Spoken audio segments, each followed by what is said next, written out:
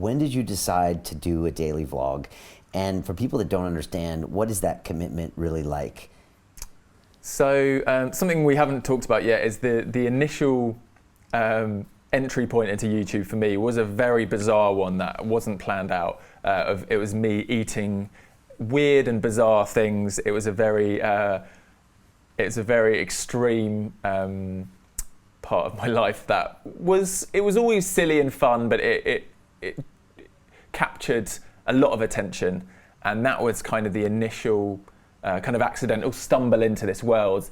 Then I met a lot of other creators doing all sorts of different content, and suddenly I was like, oh, I've accidentally opened this door into this world which I now have access to. What do I want to be doing?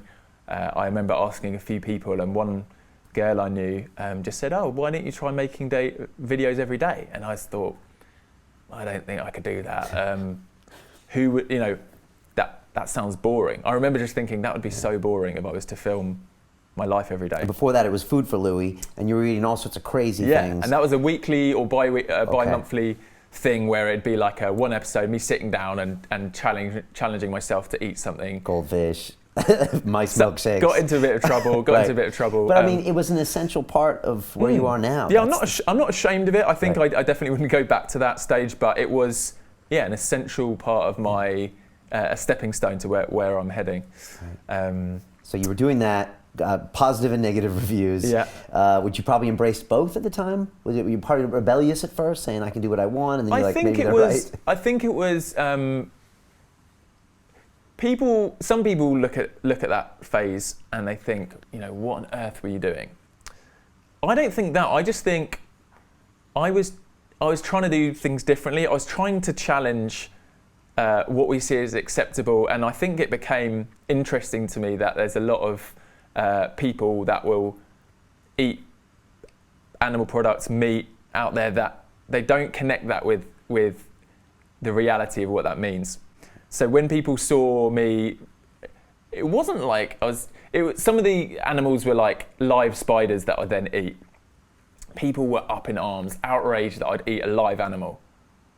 But I was like, or with the goldfish, for instance, and I probably shouldn't go into this too much because there was like a legal case about it. But for me, I didn't understand the difference between, so we're allowed to fish, we're allowed to stab that fish to death or hit it on the head, then we're allowed to eat it. But I'm not allowed to pick it out of the water and eat it, and if I'm killing it quickly. And there was this whole thing, and I was like, this doesn't make sense to me that because I've always seen the connection between I chose to eat meat, and I understood what that meant, and it was killing an animal. It was taking the life. None of those videos of slaughterhouses shock me because I'm like, yeah, that is how animals die. Yeah. It's interesting now because 5 or 6 months ago, I've actually chosen to stop eating meat. I've actually gone to a vegan diet, right. Which is hilarious for some people that I was known for eating animals, and now I've just had this extreme change in life choice. But yeah, I think part of me liked that, challenging people and saying, well, because some people would be like, why can't you just eat normal food like a Big Mac at McDonald's? And I'm like, do you understand the process to make a Big Mac? Like, those cows aren't just, it's not just this magically transport. And people would go into like a supermarket in a store and happily buy packaged meat, but they didn't want to connect it with. Yeah. I spoke to so many people that eat meat that would never kill an animal. And that's what I had an issue with in a way. I was like, I believe that if you eat meat, you should be able to kill an animal. And maybe you should take part of the process. Yeah, like try it. I think, and I've got this video footage I've never put online, but I went out to Kenya in 2010 and I killed a goat. Okay. It was a part of a ceremony. My friend was getting married and the village wanted to kill this goat, and none of the British people with me wanted to do it. So I opted, and it was a harrowing experience. It was, I was willing to do it because I was like, I eat meat. I had eaten a goat before. So, but yeah, it was bizarre, and it will always stick with me how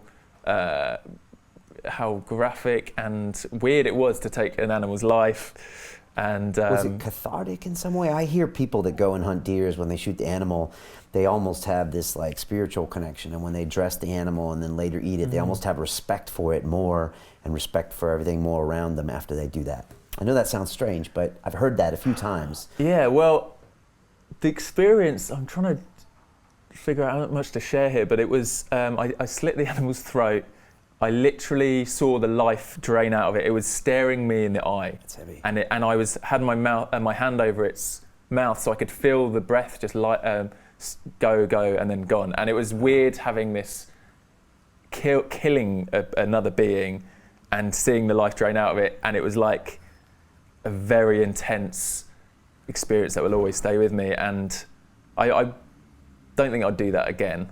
And maybe that was start of the process of thinking, okay, I didn't enjoy that, and I can't see how someone would enjoy that process.